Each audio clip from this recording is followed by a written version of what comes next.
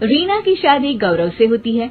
गौरव उम्र में रीना से बड़ा होता है, तो उसकी आदतें और उसका रहन सहन भी रीना से कहीं ज्यादा परिपक्व होता है। देखो गौरव, कैसी है ये ड्रेस? अरे रीना, क्या क्या पहनती हो? सिंपल साड़ी में कितनी सुंदर लगती हो, जानती भी हो तुम।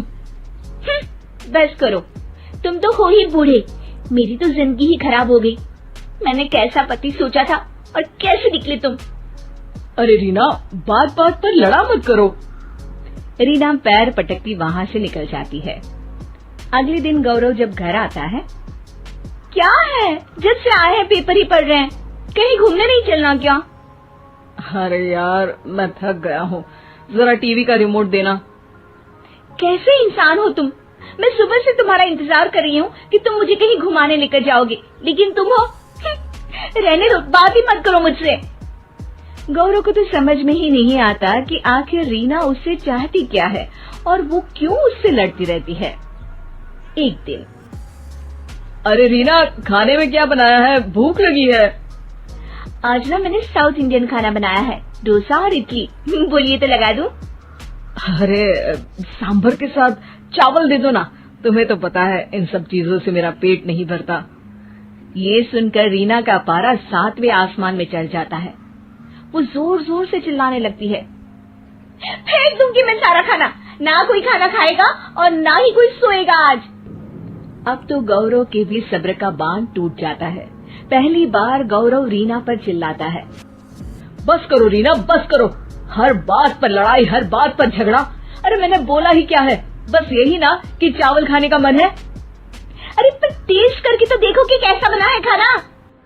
अरे तो ये बोलती ना कि टेस्ट करके तो देखो, मैंने कब मना किया?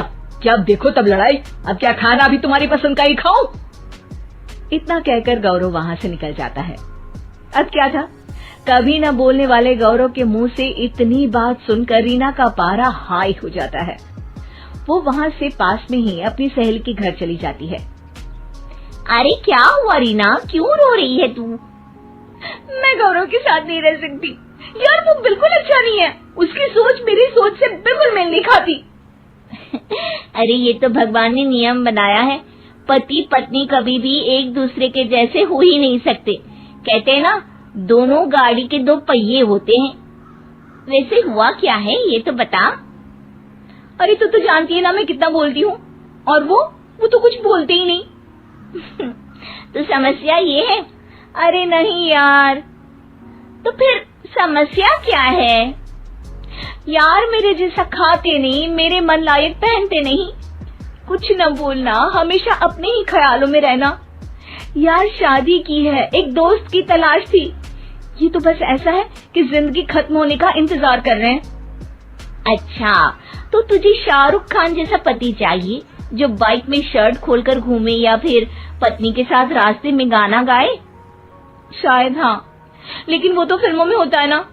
अब तेरे पति को ही देख ले, कितने हंसमुख है, जब देखो सबके बीच आकर सबसे बातें करते हैं, मस्ती मजाक, और ये एक कोने में बैठे रहते हैं या फिर अपने कमरे में ही बैठे रहते हैं। अगर मैं कहूँ कि मुझे तेरे पति जैसे लड़के अच्छे लगते हैं, गंभीर, सुलझे, कम बोलने वाले, तो?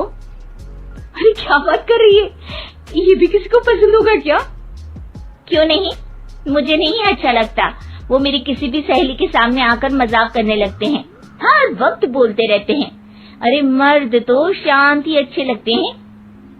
अब तो रीना के पास बोलने के लिए कुछ नहीं था। वो समझ रही थी कि उसे जो मिला वो किसी का सपना हो सकता है। तभी उसकी सहेली उसे कहती है, देख रीना, कभी दो संतों को बात करते देखा है, शांति से एक दूसरे के सामने बैठे रहते हैं, दोनों बात नहीं करते लेकिन फिर भी एक दूसरे को समझ जाते हैं। मैं तो यही कहूंगी कि तू अपने पति के मन को समझ, पहले समझ फिर समझाने की कोशिश करना, समझी? अब रीना को बात समझ आ गई थी। वो घर आकर गौरव के गले लग जाती है। गौरव कुछ कहता पर रीना उसे चुप कर देती है। अब आप जैसे हैं वैसे ही रहिए, मैं आपके साथ हर हाल में खुश हूँ।